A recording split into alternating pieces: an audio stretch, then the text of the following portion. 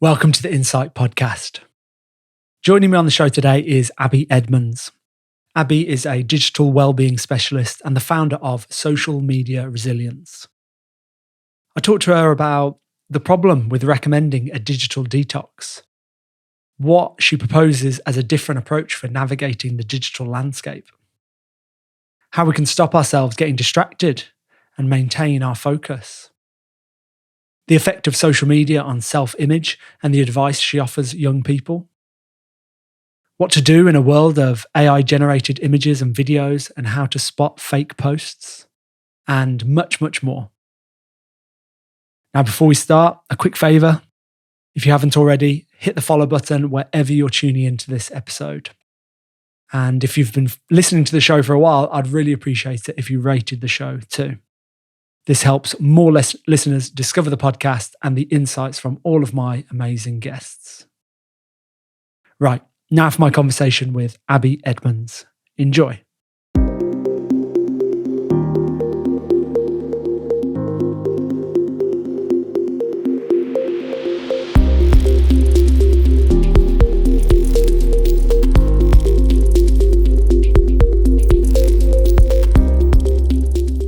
So Abby, what's the problem with recommending a digital detox? Yeah, so a digital detox in and of itself is a really, really useful tool. I've done it myself, done it several times over, and I think it's excellent to give you a space for self-reflection and an opportunity to really understand how your relationship with social media and technology is evolving.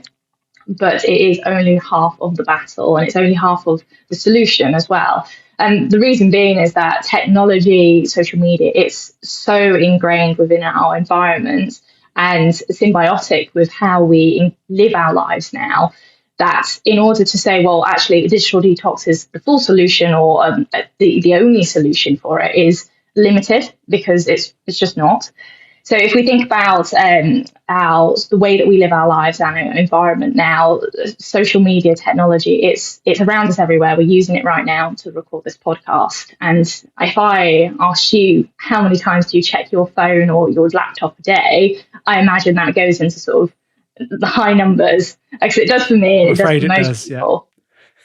Yeah, so it's saying that actually, well, you need to cut digital technology out of your life. Do you think that's realistic or possible? No, not for me. Yeah. And I think that it can be realistic for a short period of time, but it really misses out the whole bigger picture of how technology is integrated in our lives. And I think also if we think about, say, for example, young people, and for lots of us, so much of our social environments are built around technology as well. And sort of friends, community, keeping up with society, news. So all of that plays a really integral part in how we feel connected.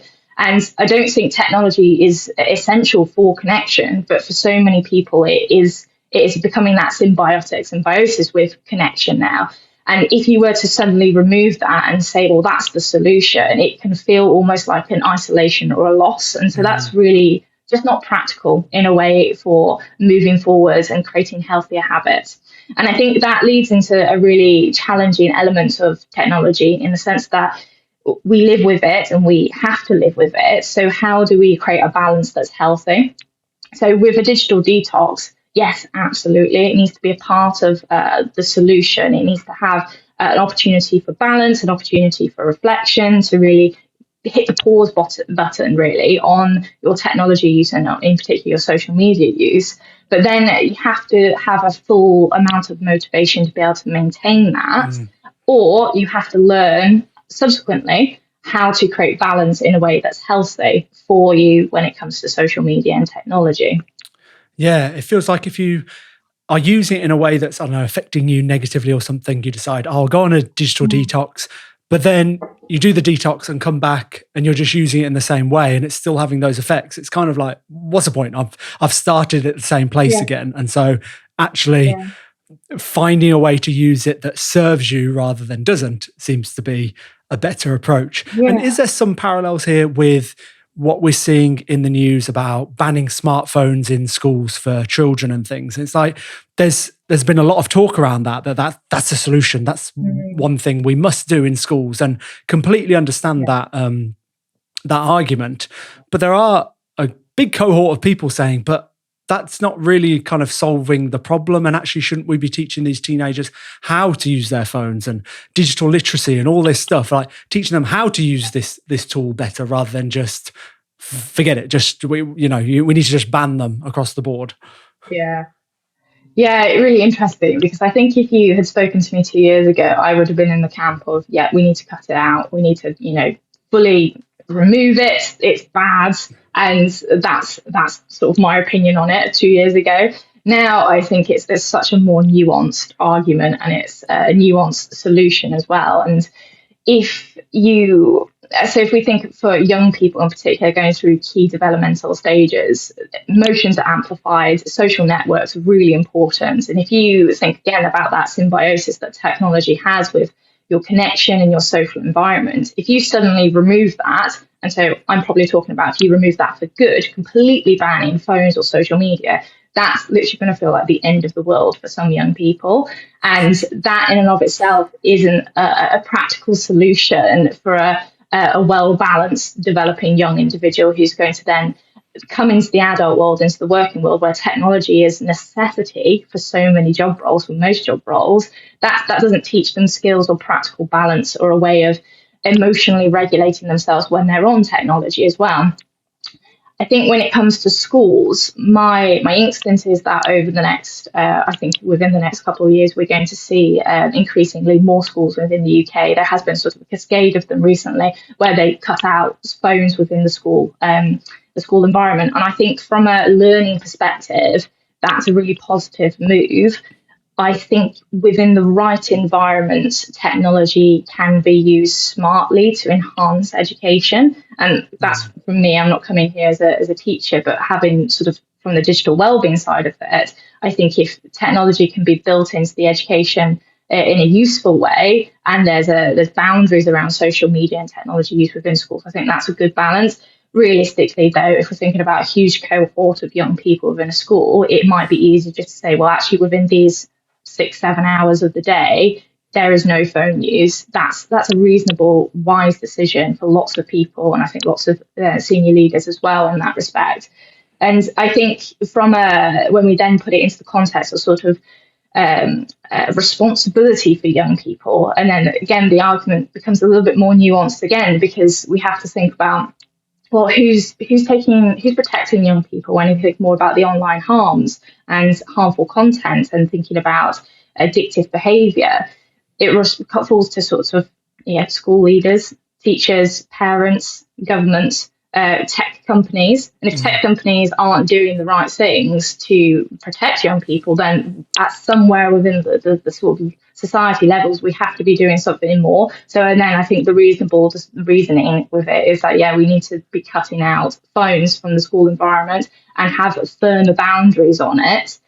But my caveat with that is that you can't do that as the only thing. It's the same argument as the digital detox, because at some point, those young people are progressing into another really key transition period from sort of 16 through to 21, where a lot of life changes and they're going to be on technology and they're going to be sort of transitioning into the workforce.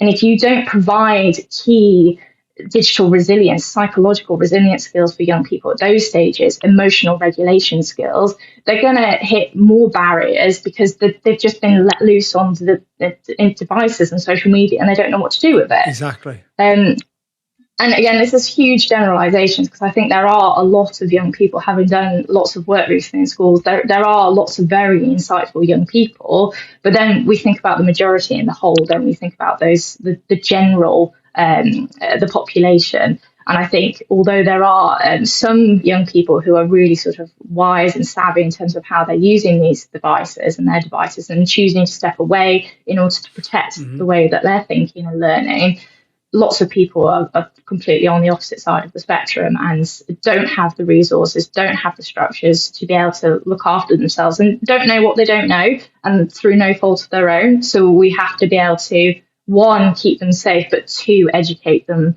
successfully enough so that they are able to transition into adulthood wisely. And if I was going to, I think really passionate about this, if I was going to go one step further, if I look across the cohort of adults that I'm working with my company, Social Media Resilience, adults have no clue how to navigate the world of social media and technology and AI at all either. So how on earth are we expecting young people to do it and do it successfully without harms happening at a sort of well-being and psychological level? I think about that all the time. Like the fact that I find it really hard to drag myself away from Instagram Reels or figure out what's real and what's not real that I'm seeing online. I'm like, I'm finding this hard, and I'm almost 38. What about the 8 or 9-year-old children? How are they like navigating it? And I'm glad you brought that up, because I feel like we're going to try and like walk a bit of a tightrope here of some of advice that's for adults, advice that's for children, and the kind of crossover, and advice for adults that need to talk to children about it. And hopefully we can kind of do both of those things at the same time during this conversation. And I'm just as excited as you about this topic, and interested, and glad that we're going to get onto solutions and a different approach that you propose. But maybe even before that, we can talk about what is the state of play at the moment in terms of how this is affecting adults and children, or just adults, however you want to take it. But in terms of focus and concentration, if those are two different things, I don't know, avoiding distraction, like what is it like for people out there before we move on to some of the solutions? Before we get to that. Well, it's really, really hard because, as we all know, our environment is designed in a way that captures our attention. And people listening may have heard of the attention economy, and more so now. So the attention economy is where our attention is that limited resource, and companies, social media, tech, even, I suppose, this in the sense of somebody listening to this podcast, by listening to this podcast, they are giving us their attention, and their attention, by nature, it being focused here, is nowhere else. So it's a limited resource, and the world we live in now and the economy is based on capturing people's attention in order to profit from it. And there's a quote from the author of The Age of Surveillance Capitalism, and she puts it bluntly. It says, "If you're not paying for the product, you are the product." And so that's the attention economy.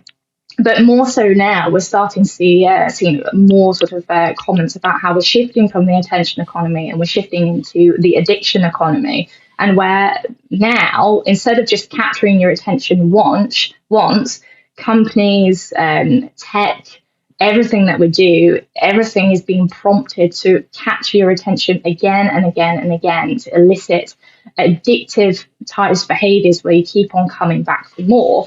And this basically keeps you linked in. If we think about Netflix's autoplay, keeps you watching. If we think about infinite scrolls, but every sort of apps, even apps that are sort of built for well-being, they're designed in a way that keeps you coming back. Duolingo is a good example, where it's running on streaks. And these aren't necessarily bad things when they're built on learning behaviors. But equally, in light of the whole economy doing it, there's some players in the economy which are not doing it for the best intentions and not putting the well-being of the user first. And so, no fault of our own, we're stuck in this environment which is attention and addictive, that it's very hard to take a step back and go, oh, okay, I need to hit the pause button here and think about how this is playing in with my psychology, my behaviors, and how it's actually making me feel, because there's no opportunity to do that. And I think the way that I've started to think about it is, if we think about, food, for example. Food, we can't live without it. And we know through science now, we know through research and across the last sort of 50, 60 years of data, that marketing companies have created a very obesogenic type environment where it's very hard for some people to avoid the high sugar, the high fat foods, and it keeps you coming back for more. And so some people, get away with a really healthy diet, they eat fine and they're okay. Some people, though, are more susceptible to sort of adverts. They get stuck into it. There's lots of reasons why they might start sort of overeating and start in sort of gaining weight or whatever. Might find it a little bit harder to maintain that good level of health. But the environment is set up for failure in that sense when it comes to health. And that is shifting. We have seen it in terms of regulations and laws coming in to support a healthy environment in the UK.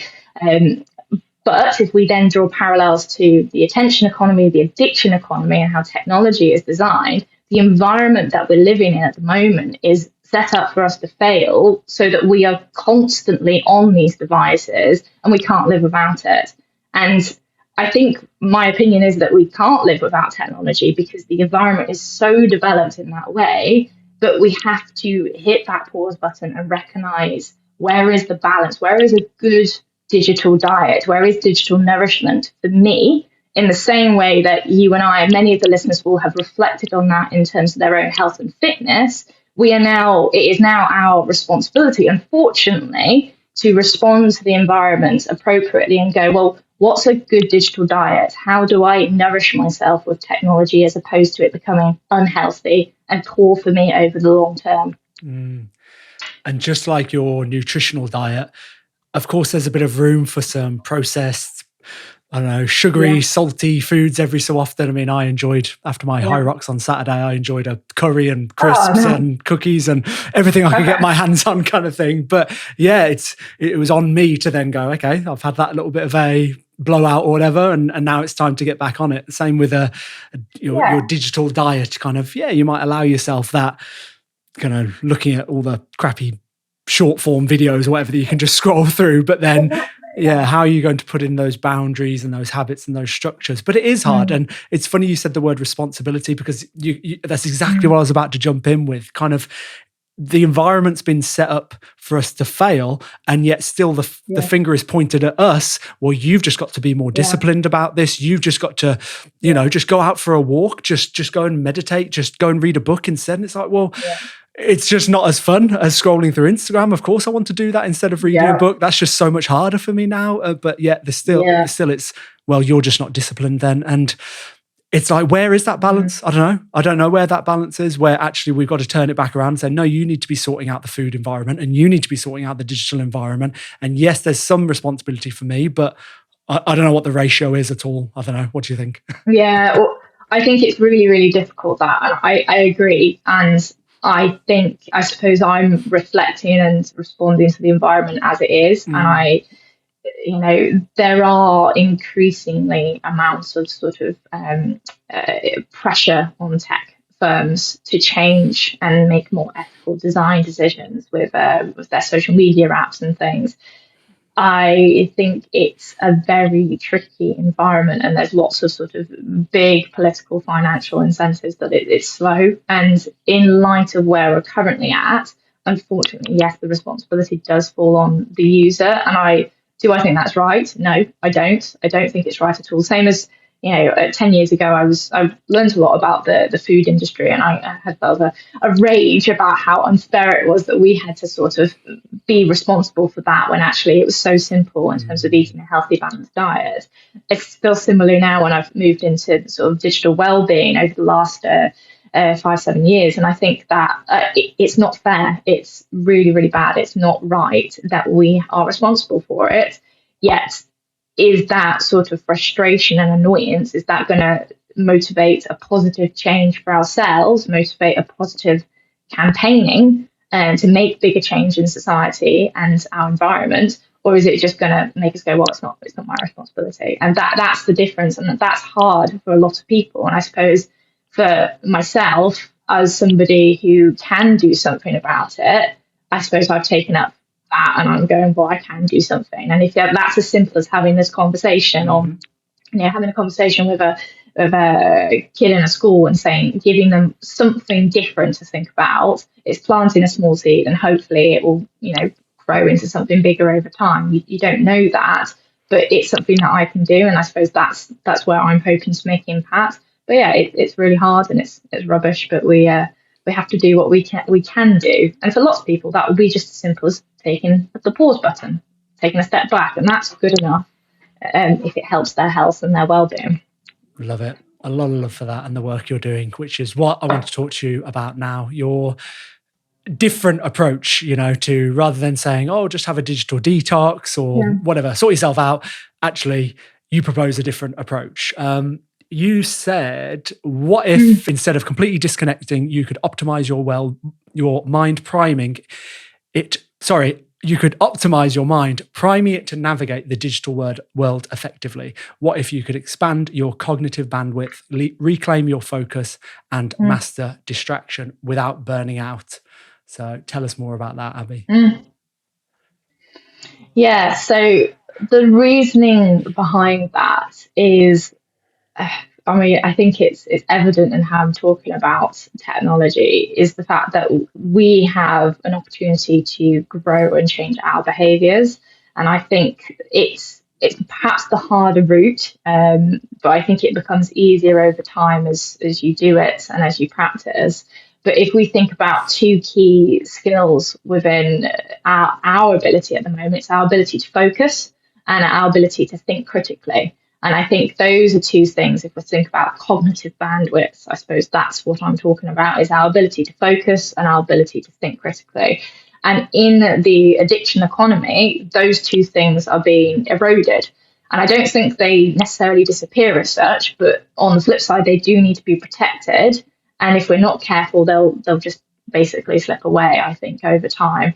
And that can have impact on our well-being and the way that we navigate the world. And actually, I think in terms of a sort of a scale of harm, if we're not careful, that leads into potentially being more vulnerable to online crime, scams, and that sort of things. We're not taking the time to pause and to think critically about what we're consuming and what we're engaging with.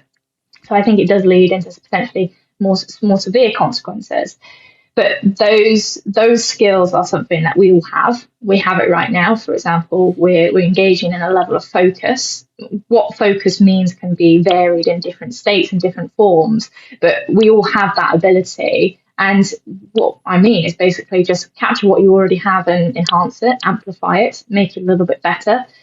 When it comes to critical thinking, most of us have a level of a critical analysis, in the sense that if I break it down as the simplest form, you can make a simple comparison between a decision-making comparison between something that you want to buy in a supermarket. In its very simplest form, that comparison process is an element of a critical analysis. So we all have it, but we need to amplify that and make it stronger and strengthen it like a muscle. So we engage with the digital world in a way that reclaims our control and takes back reclaims our control and avoids the environment taking away our sense of autonomy as we navigate it over time. And I think I break it down into the simplest form so that listeners and people out there, and this is sort of what I do in schools when I'm speaking to young people, to start from where they're at, in the sense that they're already doing something and all we're doing is making a small step forward to enhance and amplify it so that they feel like already good about themselves, they build a sense of autonomy and they start to self-motivate in a positive way with these skills as well. And that, I think, is really, really important when it comes to my approach for navigating the digital world. Digital detox absolutely comes into that strategy. But in order for a digital detox to be successful, again, a person has to have a high level of self-motivation and autonomy to manage it successfully without it initiating feelings of failure, feelings of guilt, or slipping back into old habits. So only a digital detox is important once a person has developed the motivation, understood their intentions, understood the environment, done a level of education and self-awareness in order to implement it successfully. It can't be done successfully even for a couple of days. There's no point in doing it. So it's far better to start with where people are, which is you're already able to focus. Think about when you've spent 10 seconds brushing your teeth. It doesn't seem like much, but you were able to focus on that very simple task. Think about making some food for yourself. You were able to focus. Let's run with that and let's make it stronger because you can.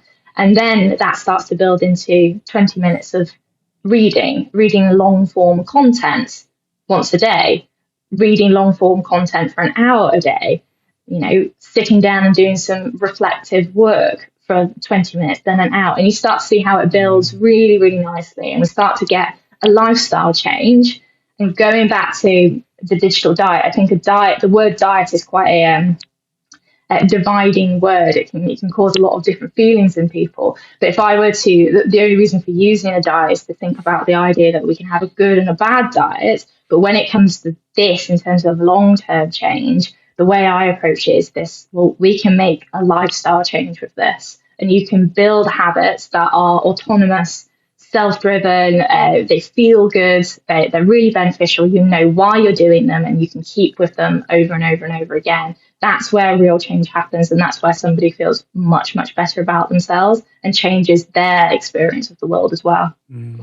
Such a hopeful and empowering message, as opposed to the kind of the more doom and gloom, and even the feeling that maybe I have sometimes and other people have, like, this is just a battle that I'm never going to win, and I just might as well give up, and I'm just going to stare at my screen for as much as I can because I can't tear myself away. But that sounds much more hopeful, and I really like I really like everything you just said there. So what about some quick wins, if we're talking about building up that focus, being able to read for a minute, 5 minutes, and then 20 minutes, and then an hour? You know, these little things like building up to avoiding distraction, even some of that critical thinking element. How can we start on that ladder to kind of rise up and recognize what is, discern what's real, what's not, all that stuff. That might be a separate conversation, but so maybe we just focus on the focus and distraction. I don't know, it's up to you, but how can we start making some inroads here? Yeah, absolutely. So I think the biggest, quickest win that you can have is to create friction between yourself and notifications. And what I mean by that is to, one, get rid of all the unnecessary notifications. Go to your phone setting, go through the apps, get rid of all the unnecessary notifications. And even it might be going through a task of where you go, these are necessary, these are sort of grey area, I'm not sure they're necessary, these are definitely unnecessary, and then challenge all the ones in the grey area, I'm not sure they're necessary. They're probably all unnecessary, aren't they? They're probably unnecessary. So, and reframing that, and that can be as quick as a 2-minute task. It doesn't take long to do that, and it starts, well, let me frame it slightly differently. Our brains have been trained to expect notifications, so much so that we've internalized that notification. You might have heard of ghost notifications or something. Exactly. Yeah, where you feel like you've had vibration, exactly, and you feel that you've had a notification, or your phone's in your pocket. You feel like, oh, okay, I've had a notification. Pull it out, nothing there. Our brain is so conditioned to it; it expects it and creates that stimulus and that trigger itself. So we need to give the brain the opportunity, our brains the opportunity to relax, to calm down, and we have to shift that environment for ourselves. So creating friction between yourself and those distractions is a really easy, quick win. The other two main evidence-based practical solutions is sleep and exercise. So across the literature, pretty much there is across the literature there's lots of differing literature opinions about social media and the impacts and stuff like that. But if we come back down to overall health and well-being, depressive symptoms, anxiety, the key things that make a difference with that is improving sleep and moving more. So if I was going to say, if somebody's struggling with social media and potentially it's even having an impact on their well-being, is look at your sleep habits. Put your phone outside of your room before you go to sleep. Do not have it on your bed or your pillow, because if it's there, it's distracting you. If you can't get to sleep, because again, that's a little bit of that sort of ability to sit with it and go, oh, I'm not getting to sleep, I'm going to just pick up my phone. You need to resist that. Put your phone outside the room, make it harder, keep that friction up, make there more friction in your life between your phone and yourself, and then focus on getting your sleep pattern much, much better. After that, movement. If you're not moving, move some more. If you move some more, get outside. If you're not moving outside, move outside. And these are some of the easiest, quickest wins that across literature, across evidence, we know sleep movement makes a big difference to how people are feeling. And if you're feeling better, you're going to be more motivated to make positive changes in your life. And you start to see that motivation build, motivate, and momentum, and it starts to compound. So starting with the easy wins. 5 minutes of stretching, 5 minutes of standing up from your desk, lifting your arms up, moving about. These are the simplest, easiest wins that people can do. They're the boring ones, but they work. Yeah. Oh, definitely. And it's funny with the exercise, and that makes you feel better, and that has knock-on effects. It goes back to the parallels with diet again, doesn't it? I definitely know that when I'm Yeah, exercising more, I decide to eat better, and yet when I'm not yeah, exercising as much, I decide to eat crap. And it's like, oh, surely it would be the other way around to balance out, but it just we don't. Our brains don't seem to work that way. The yeah, phone is a massive one in the bedroom. I can't imagine sleeping with my phone in my bedroom anymore, because I know really. it just doesn't work. Even when I'm just like, take it to bed just to finish off a couple of like messages or whatever, and then I think, oh, I'll just put it on like airplane mode and leave it next to my bed. Mm. Like, no, because sometimes I've done that, and then in the middle of the night I have got up and checked. I'm like, no, that's not good. So Yeah, always out the room, always out the room. It makes such a big difference. yeah. And then But it's notification. just Oh, sorry, about, go on. sorry. I should say it's just about giving yourself almost like the foot in the door for the Yeah. healthier habits, isn't it? And I think once you've got better at sleep and once you've kept your phone out if of the room, for example, then you don't have it on your desk when you're working. And Yes. we know that if your phone's on your desk, my phone's over there doing some filming, but if your phone's on your desk, it drains cognitive attention. And so when you're focusing on the task in front of you here, you're more likely to be distractible because your phone's right there. So put the phone outside and simple fix. It doesn't need to be there. You've probably got everything you need on your laptop. There we go. Straightforward. Yeah. Would that be an argument as well for any activity that you're doing away from your phone? Make sure your phone is completely out of the picture, whether it's reading or, I mean, the people in the gym, I get so wound up. I cancelled my membership at my last gym because I got so They wound up. really Yeah, have yeah. no. Because I mean, it's more kind of in like the studenty area just near me. And so it was full of Yeah, younger people. And just between every exercise, they're scrolling through their phone. And I try and just, I have mine on airplane mode, and I just use it for a timer between rests or for like my Tabata hip yeah, timer or whatever. But yeah, it's like, where's the separation? It's like we can't drag ourselves out away from them anymore. And so just if you're doing something yeah, that you're not having to look on your phone, then don't be anywhere near your phone. Just keep it completely away. Read with your phone yeah, in a different room. Exercise, you don't need your phone on you.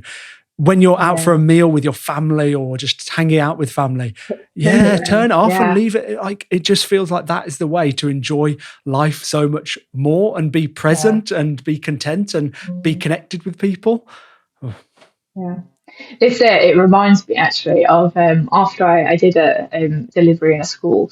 I was on the way into Birmingham on the train, and I obviously have been teaching all these young people about good habits with phones, etc. And it's such a privilege to be able to deliver that message and to have reasonably good engagement on the whole. It was very, very positive, and I was reflecting on our as adults, sort of 30s, millennials, people before social media, the fact that we had the opportunity to learn how to think critically before social media sort yeah. of came into our environment, and how precious that is, how extremely precious that we were able to engage in a learning environment where we weren't constantly distracted by social media.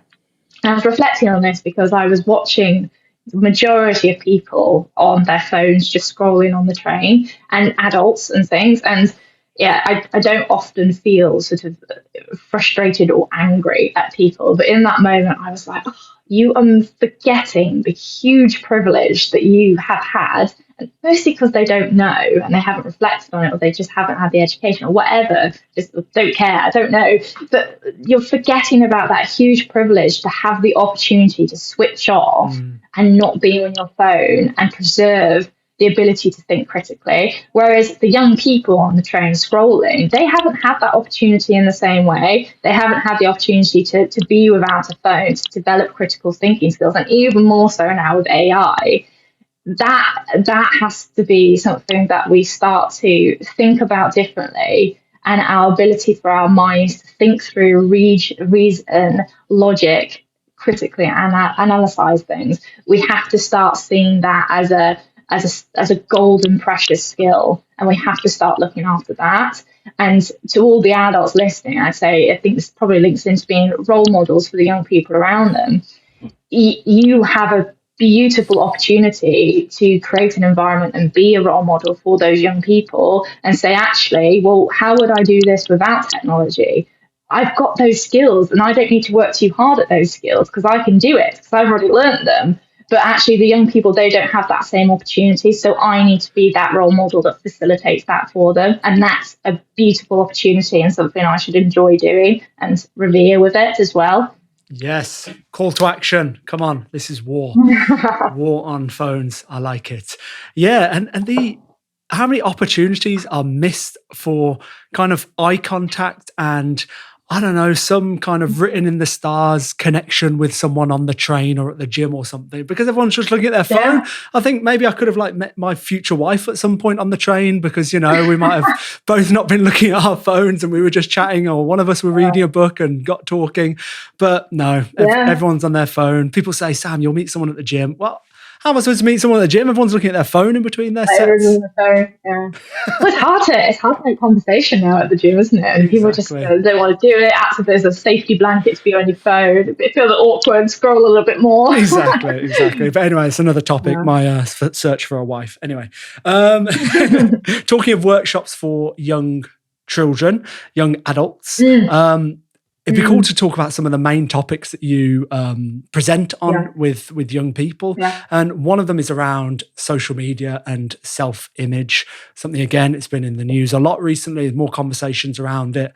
I'd love to get your thoughts on that, how it's affecting boys and girls. Is there a difference between the way it's affecting boys and girls? You know, what are the impacts of this? And then, of course, any solutions, if you propose any solutions for it. Yeah. So, I mean, my solutions for it is the same as before. There's no sort of clear cut, plate of solution with this, unfortunately. So the way I approach it with young people is to educate them and help them understand. And I break it down in a really simple way. Again, starting from the fact that they're probably already doing the things that are normal and helping them feel normal, and then starting to build education and motivation for change. So thinking about young people struggling with self-image, if we break that down into, so the simplest form is that it's a comparison process between themselves, their online self, which is something else as well. It's how they've created their cyber self and built up that image over time, but all the connections that cyber self has. And then the comparison between that cyber self, themselves, and then somebody else that they see online. And yes, unfortunately, I think that process is impacting self-esteem in a really negative way, and it's becoming overwhelming. But the way that I've broken it down for young people in education is the comparison process is a normal process. And before technology, if we think back to sort of the social comparison theory, humans have an ability to compare themselves to others. And it's how we understand our world, it's how we understand where we fit in society, who we are, what we like, what we don't like, and all of our preferences. But within the environment of social media, it basically puts that comparison process on steroids, because you transform it from comparing yourself to a little bit of nerves around, the person down the street or the person that you're going for the job for, who you're competing against for the job, to comparing to the person across the world.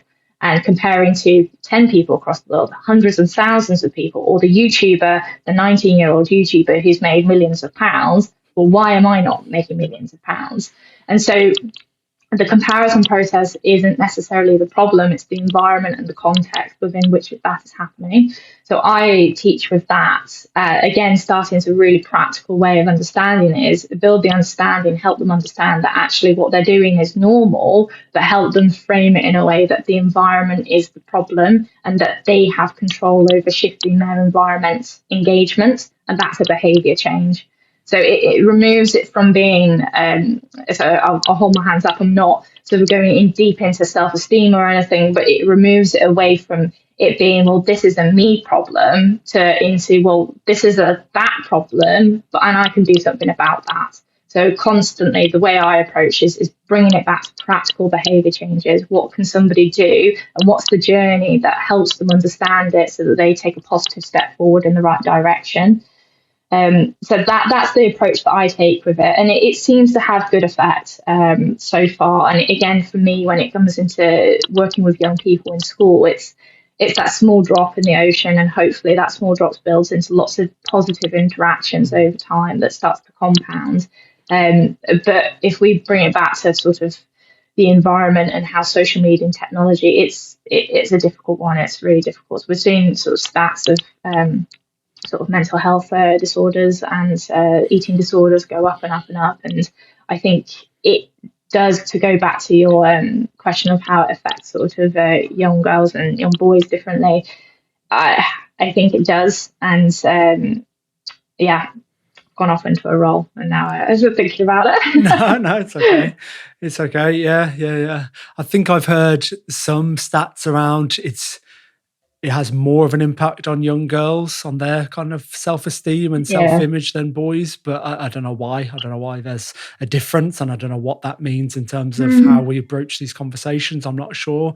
And thinking of parents listening who need to talk to their children about these topics, I mean, would you just suggest the same kind of advice and approach, good modeling behaviors, separating it out, like this is not your problem, not your fault, this is the way the environment's been set up for you? Anything else that you'd suggest the parent says to their child? So I think being okay to have difficult conversations is quite important. And as a parent, I'm not a parent, so I speak delicately about the subject, but having spoken to lots of parents, is navigating the conversation fiercely but kindly at the same time, and being okay to not fully understand it, and seeking to educate yourself more so that you can, and then direct your child and your young person to the right resources.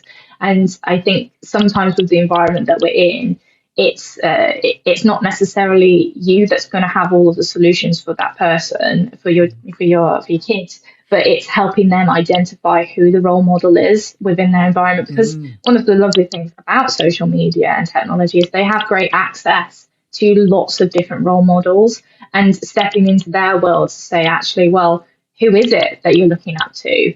Is that a good role model? Who can we find that's an even better role model for you? And how can we build on that as an idea to create a better online environment for you? What are they saying? How does that reflect into their actions? What do you think they're feeling? So, and it sort of breaks it down for the young person who won't necessarily know why they do what they do, how they feel about what they do. And if you, as the older, wiser individual, have the skills to say, well, why do you think that person does that? Why do you think you do that? Why do you think you feel like that? What do you think that person feels like? And it starts to give structure to a very difficult thing. And that in and of itself helps people have the tools to navigate through difficult feelings. Because I believe that young people can move past difficult sort of low self-esteem when it comes to body image. And I believe they can do it successfully with the right support as well. And I think with parents, you've got to start giving the tools for language in the first instance to navigate the problems, so that they understand both, and you've got a shared language for it, and you're on the same page. Because if you're coming at it from the different page and you're coming at it from different perspectives, you're just going to hit that friction the whole time. And yeah, that's probably my main support of that. And find the right resources for you that resonate with you as a parent to support your kid. And it can be as simple as sort of a charity or a friend or a role model. It doesn't need to be extraordinary or unusual. It just needs to be something to make you feel like you're supported as well with those conversations. Those questions sounded great. It's almost like those could be a document or a prompt from social resilience, couldn't it? Like, look, use these questions when broaching this subject with your child. And then it makes me think of kind of the more the manosphere elements of the internet, and even the more extreme radicalization elements of social media and stuff. And there's a lot of talk in schools. It's very quick to be finger pointing, like, oh, you like Andrew Tate? That's shocking. I can't believe you like him. He's a disgrace. And it's like, whoa, hold on. There's a reason why Andrew Tate is appealing to young boys. And he's not a nice person, and we don't endorse him or anything like that. Of course not. It's shocking. But at the same time, there's a reason why that content is appealing to young boys. So let's talk about that. Or why are you drawn to this man? What is he saying that appeals to you? Okay, what do you think is ulterior motives might be, and he's offering this course that you want to sign up to for £5,000. Why might you want to do that? Yeah. these little things, like, let's have more of a conversation about why they're following a certain influencer instead of just pointing the finger. All of that is critical reasoning skills. Right, yeah. And it's thinking, if you come back to sort of what I was saying before, focus and critical thinking, if we're not careful, we're not thinking and reasoning things through, we'll do things and our behaviours will change, and we will sign up for the course, or the young person will just buy something, or end up in an echo chamber that is really unhealthy and potentially extremist. But actually the critical thinking skills, young people are smart. Like they know they're able to find resources just like that with their phones. They know what they're doing with it. Give the opportunity and the right environment, the structured sort of questioning for thinking through things, and they'll pick up on it over time. And I think it's the persistence and the sort of resilience as the elders in the conversation to be brave enough to do that as well, and to have the space to do it. But arguably that falls into our own abilities to manage our digital well-being and have space to go, well, how can I sit with this person and not get distracted and not go into the next thing or not race into my next bit of work? How can I sit here and do that as well? And I'm making massive generalizations here, because I know there'll be lots and lots of parents who are doing this and they find it really hard, and there's lots of challenges to this. It's very easy for me to come on here to say these things.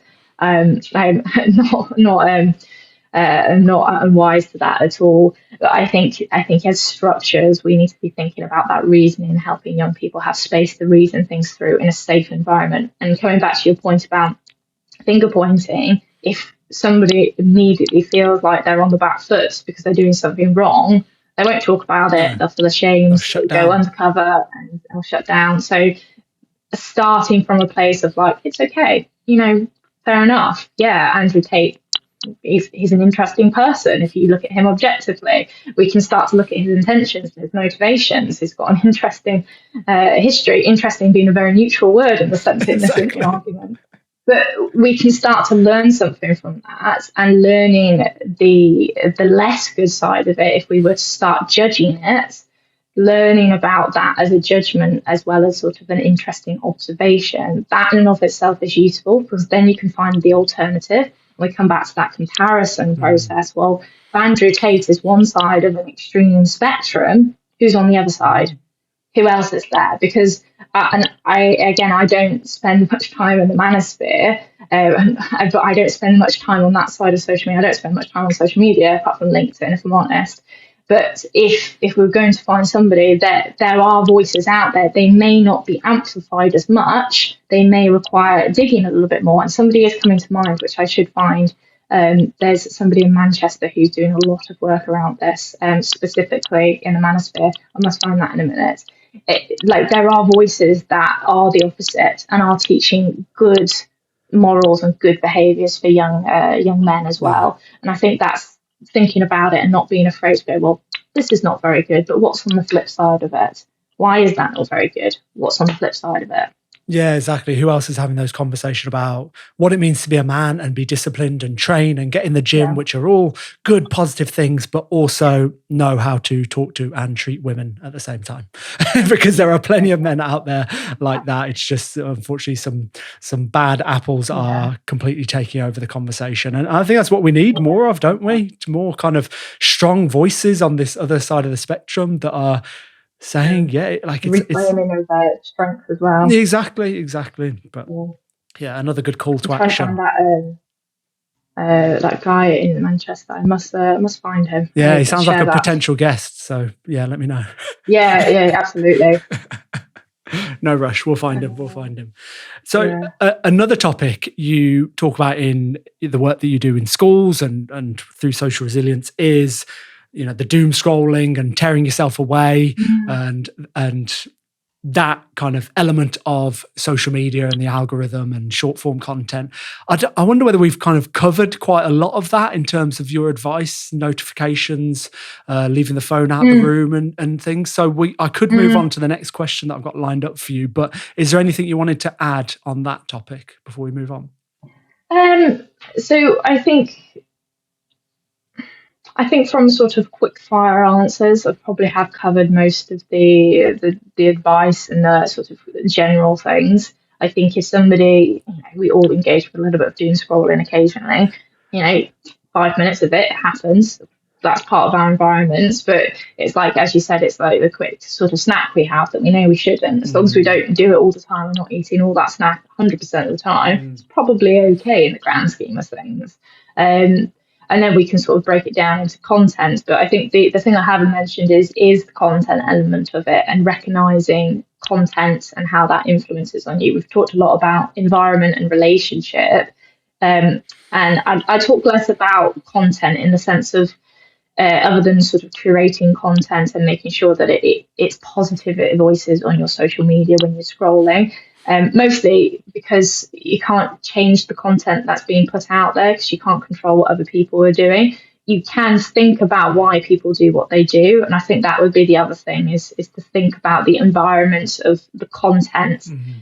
One of the things I do in in the critical thinking workshop is I talk about how the fake news effect, which is something that I talk about, where you have three elements of this that coexist. You've got social media, fake content, then, or content, we can call it in this scenario. Then you've got algorithms, which is how the content gets out there, and then emotional engagement. So in order for the environment to succeed as it is at the moment, we have to have content, we have to have an algorithm that's pushing it out to us as the mechanism, or the phones, for example, and then we have to have an element of engagement. Most of the time it's emotional. And so if you start to remove your emotional engagement, the power of the content and the power of the algorithm drops a bit. If in an ideal world we would intervene at the point of the algorithms, but maybe not realistic at the moment, that would also reduce the power and the effect on the emotional engagement. If also then we think about the content that's being put out there, we can intervene marginally at the point of content, because we can be critical, we can assess, well, where's this content come from, what's the objective of it, and I've got a couple of tools that I use to help people think through that as well.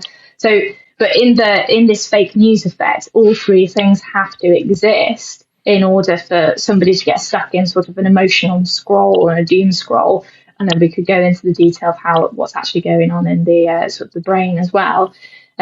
So thinking about that, we can intervene at those levels. But as soon as you start to recognize the emotional impact it has on you, the power of the content starts to change a bit. The power of the algorithm starts to change, because you start interacting in a different way.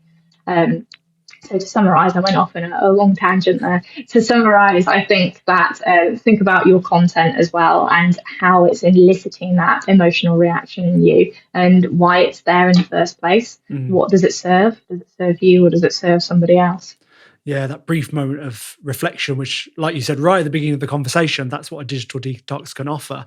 Oh, like, what was it like when I had a whole day where I didn't scroll through videos that were just of, awful things that are going on around the world, or pranks where people are getting injured or something like that, and I kind of walk away feeling not very good about myself. So that little bit of a reflection about how you feel. One thing I did recently that Instagram have introduced was that reset your algorithm, like reset your recommendations. Yeah. I found that helped because, slowly over 2 or 3 years, I guess just because my eyes lingered a little longer on certain videos, all of a sudden my recommended page was just a shit show, to be honest. And it's like, oh my God, how did we end up here? So did the reset, and it's like, okay, yeah, we're back to puppy videos and training videos and a bit of nutritional stuff, some nice recipes. Okay, this is a happier place to be now when I scroll through Instagram, even though it's really trying straight away. It's still trying, like very quickly, it tries to get you with some other types of content. It's funny. Well, it's not funny at all. It's nefarious, but anyway. Right. Kind of linked to that, I guess, is the developments in AI and AI generated images, videos, and this whole piece that we've kind of touched on a little bit in the last 50 minutes of being a bit more discerning and understanding what's real, what's not, the motivations behind certain videos, pictures, whatever. This seems like a really tricky thing. Like, I don't know. I'm struggling to navigate it. I spoke to my mum on the phone the other week. She brought it up as well. Like, Sam, this video popped up and I think it was AI, but I just can't tell. And it's like, it's crazy. We're all kind of seeing this now where something pops up and we don't know what to believe. We don't know whether it's real. It's really difficult. So we're struggling to navigate it. How on earth are children supposed to navigate it? What are your thoughts? What's the state of play here? How do we navigate this AI world? Yeah. Well, so the same principles as I've talked about throughout this podcast in the first instance. We know from research that adults are really bad at recognizing both fake news and AI content. And that in and of itself makes it very difficult. So, yeah, I think I haven't got a direct solution for this other than saying, well, before you act, think, pause, because that's the risk, isn't it? Is that actually it starts to shift from a piece of content into affecting how you feel, affecting how you think, and then affecting how you behave at the worst thing. And so, as a really simple example of this, there's lots of AI generated ads now, and if that's I mean, to a certain extent, it's a cost-effective way to produce an advertisement, but in and of itself, consider, well, how is it making me feel? How is it making me think? And is it changing my decision making? Is it prompting me to buy something? Is it influencing me? And the reason I start there is because if we scale that up into, say, a less well-intended arguably a less well-intended sort of piece of content, maybe it's political or divisive in a certain way, if we can run through the same process, and the thing we want to make sure is stopping from happening is, one, that it's not changing our beliefs, and two, it's not changing how we behave. If we're thinking about sort of extreme behaviours, extreme or prejudices or discrimination or sorts of things. So that's where we start to enter sort of danger zone with it. So thinking, how does this make me think? How does it make me feel? What does that prompt me to think? Is it shifting my beliefs? And if it is, do I agree with that? And then does it shift me to do something different? And we can break that down in terms of scams and things.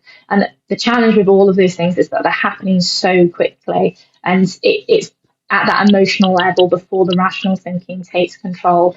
And so if you think about Daniel Kahneman's concept of system 1 and system 2 thinking, we've got how a social media sort of these engagements, it trains a very quick system 1 thinking, is very quick through that, and we're not taking the time to slowly reflect and think. So speed is an element here, and sort of running through those steps. I use a couple of frameworks to help young people to do this, and actually, to be fair, I use it with corporates as well. We use the framework to run through this, and it's called the STOP framework. And with that, you build in a way of thinking about it to understand, well, what's the objective of this person's content?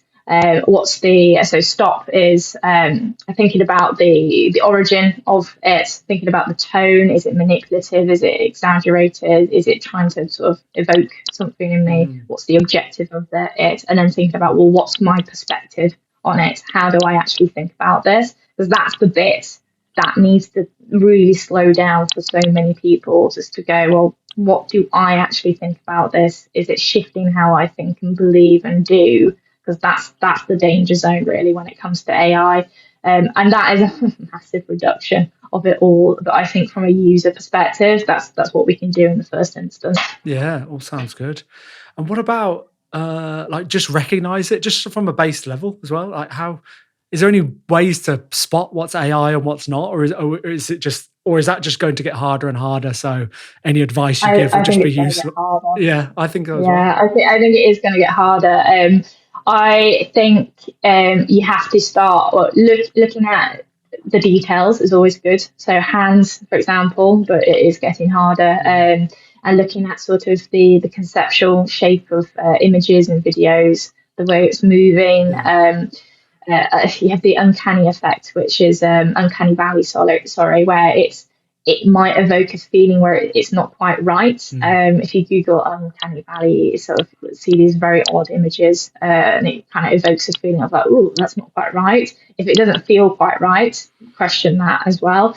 And then I would go broader, because if you can't tell with the image, I would go broader in terms of where does the content come from, and is there other content that I can see that can inform whether or not this might be AI, and what's the intention and objective of that content, what's it trying to do, what's it trying to achieve online. Because I think if it's getting harder and harder, we have to reinforce multiple sources of sort of information to inform our senses. That all has to happen by stopping, slowing down, and taking the time to do it. Yeah, for sure. And it's like I'll scroll through and a video will pop up, and my first reaction is like, oh wow, because I don't know, whatever the content is looks realistic, looks unusual, looks different, it's captured my attention. And then it is just that pausing, and you look at it for a little longer and go, oh no, that just doesn't quite look right. Whatever in the background, like you said, the hands, like it's just a little blurry, a little twisted, whatever it is, like you can't tell what's going on. So just that little pause definitely helps. Right. I feel like we've covered a lot. It's quite intensely, yeah. But it's been awesome. This has been so good, Abby. I'm so grateful for you for coming on the show and offering up your time to talk about this important, relevant, much needed topic to have conversations around. So thank you so much for coming on the show. Yeah, no problem. No, it's a real privilege, and I think it's such an interesting topic. And I think the thing I would say to people listening is critical thinking. Go away and evaluate what I've said and think, well, actually, how does this fit? Do I agree or disagree? Because in and of itself, I would far prefer people to challenge what I'm saying and go, well, what do I actually think about it as a narrative for themselves, than to go like, that person knows exactly what she's talking about, and I 100% agree, because that's not what I'm doing what I'm doing for. So especially if you've got young people in your life, thinking about the ways that really work for you and deciphering it's a valuable process. It's a valuable time and effort to do that. And if this prompts you to do that, amazing. I think I'm doing my job. But yeah, working it out for yourself is the key. So Abby, are you ready for my 3 quickfire questions? I am. Fantastic. Yeah. First one is, what's one lesson you wish you'd have been taught when you were a child? I wish that I had been taught to stick with something when it was tough. I was very good at starting new things and very good at putting them down, and I wish that I had an environment where it had encouraged me to persevere through more challenge, and gone, you just don't know what might happen if you carry on. You just don't know what it might look like. And I think I'm really pleased as an adult that I have developed that skill now. But if I had it as a child, that would have been great. I would have got through so many different life situations in a different way. But I wish I had learned that as a child. Next question. Is there a habit that you've introduced into your life, or maybe a habit that you've kicked that's helping you feel happier and healthier? Yeah, 100%. I don't post on social media or Instagram with personal photos anymore, and I do not miss it at all. I know it's very relevant to this, but it has been sort of life-changing for me. And I only post on social media. If you follow me on social media, I only really post in terms of business and sort of opinions related to the work that I do. I don't tend to, if I do, it's very occasional, but I don't feel the need to post on social media anymore from a personal perspective. I don't think about it. I don't care for it. I don't take photos for social media in the same way. When I'm taking a photo, it's not for social media, it's for my personal memories. And honestly, it's so relieving and so much pressure off the world and life. And I love it. And the last one, if you could give everyone in the world one book, which book would you give them? So this one was it's an emotional one, because it's The Boy, the Mole, the Fox and the Horse by Charlie Massey, which I'm sure many people will know. I was given this in 2019 by two different people on Christmas in 2019, and It's such a beautiful book full of such simple, tender truths, and it spoke to my soul at a really difficult time. And I think that it's one that, even if you don't need it immediately, it's a book that will sit on your shelf. You'll have a flick through it, and then it's one that will speak through you, to you, through years, and will be always in the back of your head. And it's so beautiful, and I would recommend everybody has it on their bookshelf. Nice one. Great answers. Love it. So to finish off, where can people find you on the internet, website, social media? Funnily enough. Yeah. Yeah, funny enough, I do use social media for good for my business and connecting with people like you. Yes, you can find me mostly on LinkedIn. I'm most active on LinkedIn. Feel free to follow me, connect with me, Abby Edmonds. My website is currently going through a little bit of an overhaul, so it will look different with more downloadable resources, but it is there. It's www.socialmediaresilience.co.uk. If you Google social media resilience, I should come up fairly high as well. But please do follow me, because some of the resources we've been discussing in this session today, the STOP framework, a couple of other frameworks, I'll be releasing as resources in the coming months as my website gets a redone and a revamp. So feel free to reach out with me. I am on Instagram, I am on YouTube and that again, but I don't post regularly there. So LinkedIn's the way. Awesome. Right. 2 hours later, we got there, didn't we? 2 hours later, yeah. And I'm flying off to Rome now. Oh, so man, there you go. Goodbye. Yeah, park this, done, out the way. You go and get on that plane to Rome. Enjoy. And thank you so much again, Abby. Thank you. Yeah, it's been a wonderful delight. Thank you.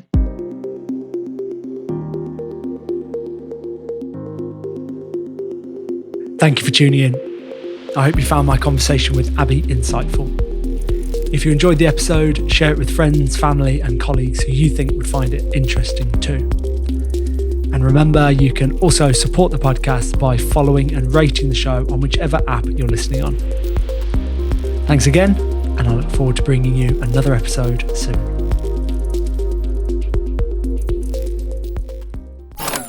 That was a Good Gosh Media production.